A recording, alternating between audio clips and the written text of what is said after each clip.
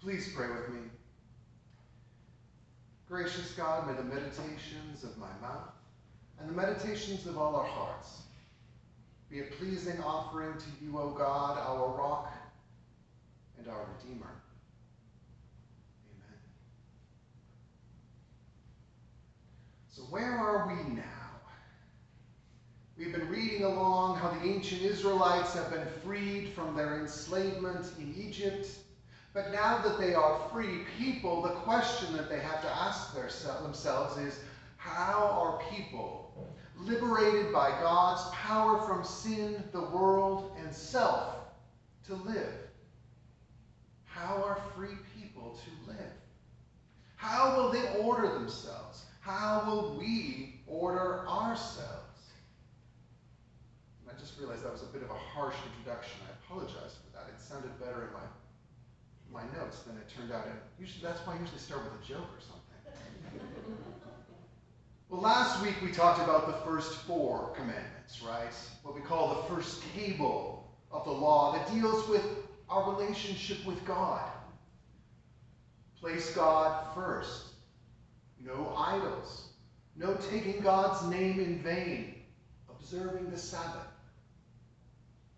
And we understood how following these laws, although it seems like it's about God, it actually ultimately affects our neighbor. It is for the good of our neighbor.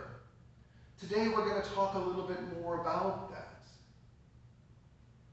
The first question that we want to talk about is, what exactly is meant by freedom? And again, here I'm relying on the work of the Old Testament professor at Luther Seminary, Rolf Jacobson. What do we mean when we talk about freedom?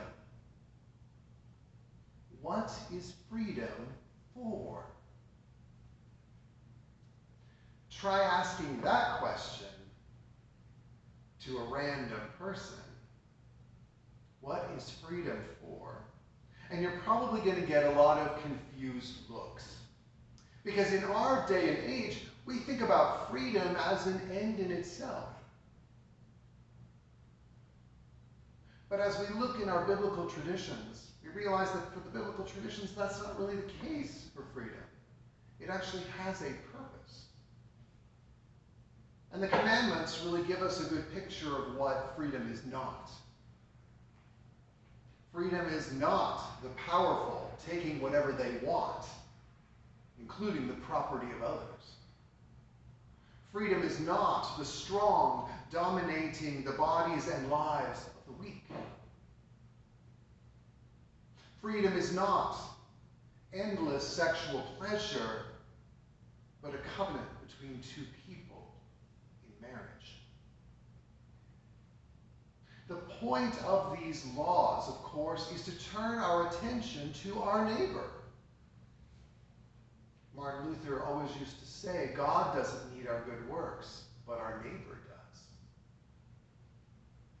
We are freed from death, from sin, from guilt, from self, for the benefit of our neighbor. It's not so much about self-improvement, which, there's whole sections in libraries about self-improvement. It's really about neighbor improvement. It's not so much about our best life now, but our neighbor's best life now. We have some familiarity from these laws. We've heard them a number of times, and I just read them off again this morning. Honor your parents. Do not murder. Do not commit adultery. Do not steal. Do not bear false witness. And yes, there is number 10, but we'll be covering that next week. I know you're all excited about that one. It's everybody's favorite. And most of these we can easily see how they benefit our neighbor, right? Do not murder. Well, guess what? It's bad for your neighbor's life if you murder them. Do not commit adultery. Well, that's bad for your neighbor's family. Do not steal. Well, that's bad for your neighbor's property and sense of self and security. Do not bear false witness.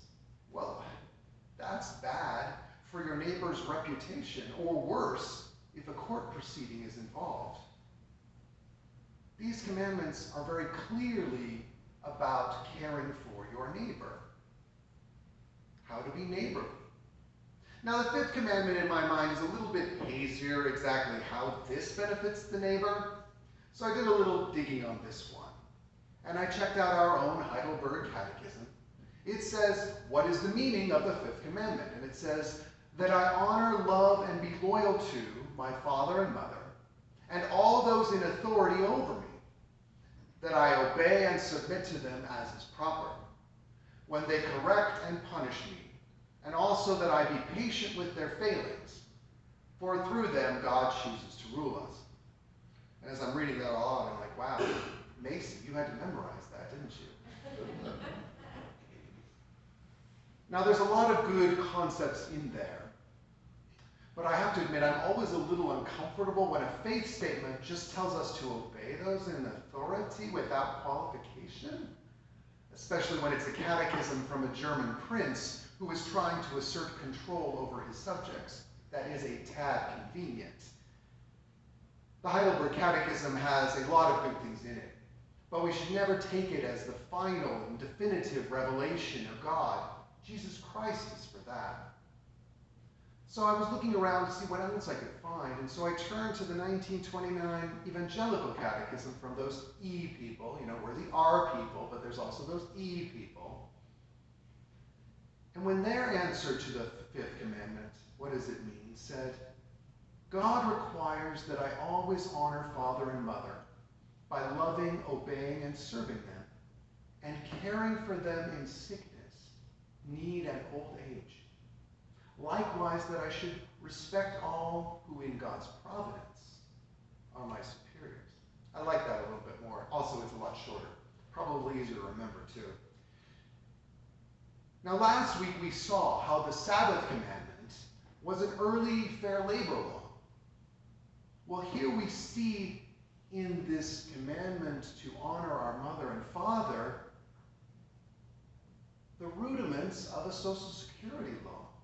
Honoring them is taking care of the elderly, the needy, the frail.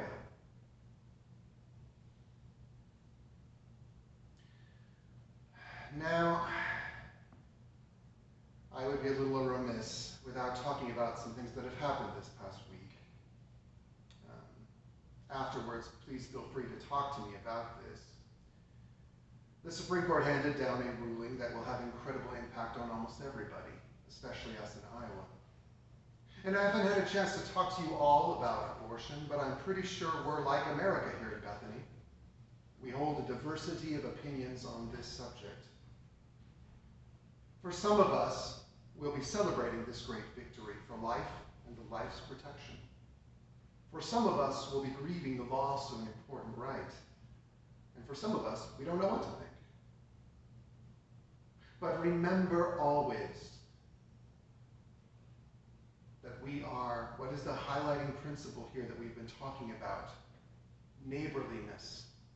Loving your neighbor no matter what. No matter what, we are to love our neighbor as ourselves. This can be hard because the issue of abortion has been so polarized in our country for so long. But the love of neighbor must always be the controlling factor. Some people might think this is a victory to celebrate. Others might think this is a loss that must be grieved. But the truth is, it's neither of those. It is actually a call to action for us in this country. It is a call for us to put our money where our mouth is, because to really defend life, we're going to now need to deal with more babies and more mothers who didn't want those babies. Will we put up the government and charitable resources to provide the prenatal care, nutrition and food, childcare to create a truly pro-life world? Will we do our part to end the stigma against young unmarried mothers?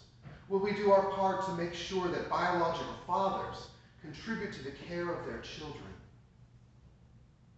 And for families who will no longer be able to get pregnant through IVF, we need to support them. as they grieve that they may not have children that match their genes. The Supreme Court has spoken, and now we need to find the best way to show our neighborliness in this new legal reality. We remember, first and foremost, the bonds of community that hold us all together as one family of faith, regardless of what our thoughts or feelings are on this subject. We don't all agree with each other, but our core values we do agree on, and that is love of God and love of neighbor. Yes, I did take a little bit of a detour there, but I realized that if I didn't say anything about it, it would seem like I was pretending like I was living in a fantasy world. But I think this speaks to the reality of the Ten Commandments. How are we to be neighbors to each other? How are we to truly love each other? We have to acknowledge the current reality, and we have to realize that, you know what, we don't all agree on everything. And sometimes we don't even agree on important things like abortion. But nevertheless, we are all called to love each other, to respect each other, and to be family with each other. That isn't always easy. I know what Thanksgivings can be like sometimes. Oh no, are they going to talk about fill in the blank? But God's laws are about how to be neighbors with each other. And that is a very real example of where we have to be neighbors with each other. If you turn on the TV, you can see a lot of people are not being neighbors about this issue. A lot of people are so focused on this one issue, they're forgetting about the big picture here. Love of God and love of neighbor.